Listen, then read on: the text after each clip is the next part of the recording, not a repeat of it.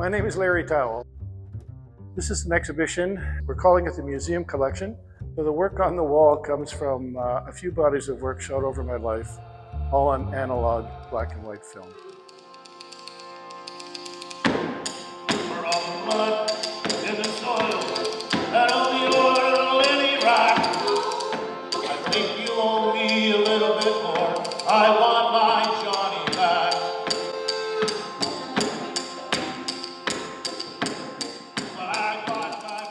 Hi there. Larry Towell occupies a rare position in photography.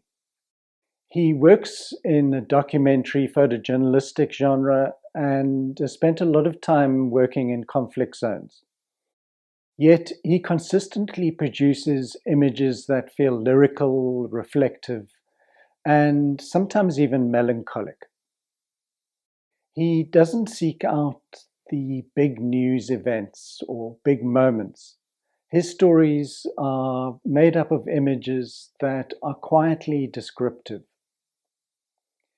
This is a very different way of approaching photo essays, very different from, say, James Nachtway or even Steve McCurry.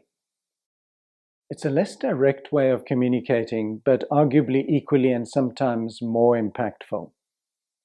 He uses light, shadow, details, and gestures to convey a mood. You almost never see a Towell picture that is exclusively about communicating information. He's always taking us along a poetic path towards the message that he's conveying. It's probably more accurate to describe him as an art photographer who just happens to be working within the journalistic environment. By looking closely at his pictures, I'll convey what I've learned from his work and how he's impacted my approach to making pictures. To me, photojournalism is somewhere caught in the world between journalism and art. It's like a flower growing in a crack in a sidewalk, stuck between these two worlds. And it's kind of the tension that you find yourself in that makes it interesting and keeps it alive. His career in photography began in the 1980s. He first traveled to Central America to document the civil wars tearing through the region. He says that he owes a debt to Ronald Reagan, whose actions motivated him to develop his photographic skills. During the Reagan years, there were plenty of regime change wars taking place down south. During breaks from teaching folk music at night school, he would throw his camera into a backpack and hitchhike down to the conflict zones. When he arrived in Nicaragua during the Contra-Sandinista violence, he had nothing but a camera and a tape recorder, and he would ask the locals to give him a lift to the conflict zones. That was how he worked in those days. No assignment, no fixer, and no press card. If you look at this picture taken in El Salvador, it doesn't outwardly have much to say about the conflict or even about the society. He's just produced a complex composition that draws one into the picture. Once our eyes settle, we notice the details. The cobbles are uneven, and there's graffiti on the wall in the background. So indirectly, we begin to recognize that we're in a poor country, and the acronym printed on the wall in the background, MLM, was probably political. It could have stood for Marxism, Leninism, and Maoism. This is another of his shots from El Salvador. The aesthetically appealing aspect of the picture is the light streaming through the rickety walls. The young girl is caught in motion, so she's a bit blurred. The only clear point of focus is the bed with a few objects lying on it. So, by conventional rules, this picture is a total failure. But one can almost smell the hot, dusty interior as well as the poverty. He was far more interested in exploring the lives of ordinary people and how they were affected by these conflicts. Just as a comparison, I had a 5-year stint working for Reuters, the news agency, in the 1990s. And the rule for wire pictures was tight is right. It was drummed into me that my primary goal should be to produce pictures that convey the basic facts of the story. I mean, this is an obvious example. Here's Nelson Mandela and his wife, Winnie, as he was released from prison. There's almost no context. Its purpose was to record the historical moment. My main accomplishment was managing to get a picture despite the chaos that surrounded me. I also wasn't adding anything of myself or bringing my emotional experience to the image. In later years, I had to unlearn this pared-down way of seeing, the conditioning, and begin to see and photograph the world in a more diffuse manner, allowing ambiguity. Towell, it seems, from the outset, placed aesthetic considerations at the top of his priority list and allowed his stories to steadily take shape. Another important aspect of his work is the long-term nature of most of his projects. His form of lyrical engagement is almost impossible to achieve when one's engaging on a hit-and-run basis or one's making photographs to fit a tight brief. For me, his most impactful photographs were from his 2 more gentle, quieter projects that he produced closer to home.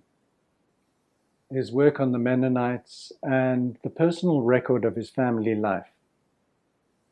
For these essays, he was able to allow the poetic moments to emerge in their own time, without worrying that someone with a sniper rifle somewhere was taking aim. And I also photographed more personal, quiet projects like the Mennonites, who I photographed for 10 years, and my own family in Ontario. So I live in rural Ontario. I live on a farm, a small farm there. The world from my front porch is a body of work based on my life at home. And I photographed that, of course, over my lifetime, simply by leaving a camera on the kitchen table or on the refrigerator, taking it off once in a while and taking a picture of what was around me. Towell usually wears his signature straw hat and suspenders, and looks like an aging hippie hanging out on his rural Ontario farm. He plays and sings politically charged folk music, writes poetry, and has raised 4 children with his wife, Anne. But I think this persona is only part of the story. You can't make pictures like this if you're simply drifting around, focusing on whether the chickens have laid or the cows have pushed down the fence again. There has to be a part of his brain that is finely tuned into the possibilities of photographic moments. He would be too late to capture the moments if he wasn't watching all of the time. He's anticipating what could unfold, but he's also forming a picture within his mind before it happens. It's a bit like a chess master seeing the game 3 or more steps ahead, while most of us are still working out exactly how those pieces move about the board. On the other hand, his wife tells him that he's suffering from PTSD, which means that probably he can't turn off his sympathetic nervous system and remains constantly alert. Look at these 3 images. He's purposely layering the information to produce a dynamic interplay between the visual elements, but they don't feel forced. Sometimes one can sense that a photographer has purposely added foreground information for the sake of complexity. These images feel perfectly natural. Perhaps we've seen this car window device used before, but because the 2 figures are so immersed in their own worlds, we don't get distracted by the cleverness of the composition. It's also difficult to capture pictures involving multiple subjects, while not letting one's own presence overwhelm the situation. Towell's family over time got used to the presence of his camera, so when he picked it up, he didn't intrude. This is a way of being that I think can be cultivated. One moves and acts in a manner that doesn't interfere with the flow of life around one. It's something like the opposite of making a grand entrance. You psychically remain invisible. This is another example of shooting through a truck window, and because the girls are completely unaware of the photographer, we as viewers don't get distracted or fixated on the framing device. Towell experiments with composition. His frames can sometimes appear a bit loose. When I first came across this picture, I could feel that the elements were in balance, but I felt that the composition was a bit unusual, to put the subject at the bottom while having this large band of empty sky up above. But when you slightly blur your eyes, you see that he's viewing the huddle of Mennonite girls as a semicircular shape.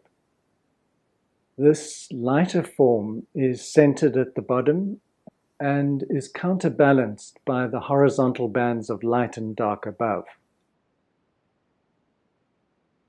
In this shot, he's used the same approach. Instead of yet another picture of a baby in a pram, he's created a tension between the darker field of foliage and the lighter kid in the pram. The result is slightly ominous, but not too scary, because the kid's expression seems to be saying, "I've got the situation under control." Or maybe it was more like, "This photographer is really testing my patience." In this shot, he continues to hold the subjects in the bottom of the frame, and the roadway takes our eye towards the skyline. But there isn't anything there that's too interesting or is able to capture our attention. So we return to the farm scene and then take in all the elements surrounding this joyous moment. The two people only fill about an eighth of the frame, but they completely dominate our attention. Again in this shot, his wife, eldest son Moses, and the pickup truck take up less than half of the frame. Our eyes wander up the pathway, but all our attention eventually returns and focuses on the intimate moment between mother and son. If Towell had only focused on the two of them, then he might have captured a nice moment, but we wouldn't have gained the sense of them within their surroundings. Towell also approaches the bookmaking process in an unhurried manner. After he's photographed for a while, he edits and sequences the pictures and produces a dummy book. He says, then he lets the dummy talk to him. If he decides to move deeper into the subject and transform it into a long-term project, he uses the dummy as a point of departure. It affects how he continues to photograph because he's established a foundation and he can hold an end goal in mind. He's also then able to recognize when he sees recurring themes or symbolic references that deepen his engagement. He says, I know what I need, I know what to go for, I'm not just stabbing in the dark with individual pictures. Towell is constantly looking for visual interplays that transform ordinary scenes into dynamic compositions. He allows space for visual metaphor and symbolism without knocking us, the viewers, on the head with his message.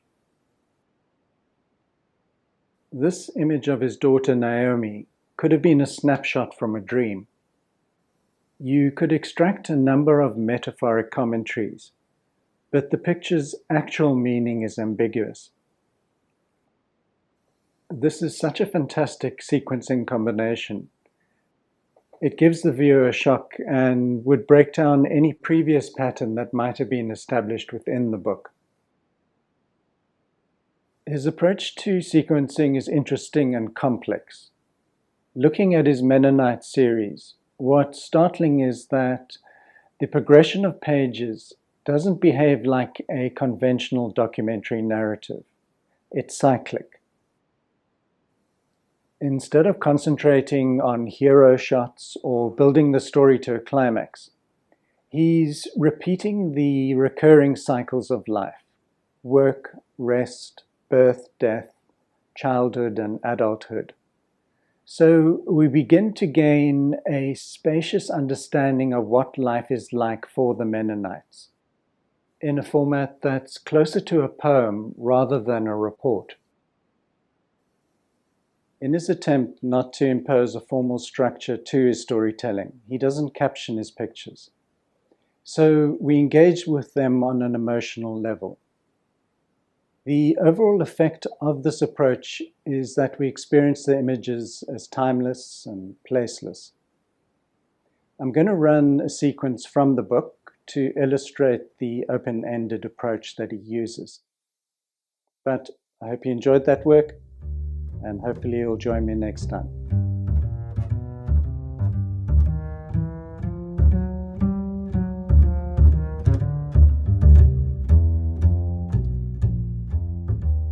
You shot off film, brought it home, processed it, and one by one you made these little work prints, which you edited gradually over a period of time. This is slow journalism. With slow journalism, you spend a lot of time. Every image counts. It stands in stark contrast, in a way, to today, when there's 57,000 photographs taken every second. And there's 3.2 billion photographs taken every day.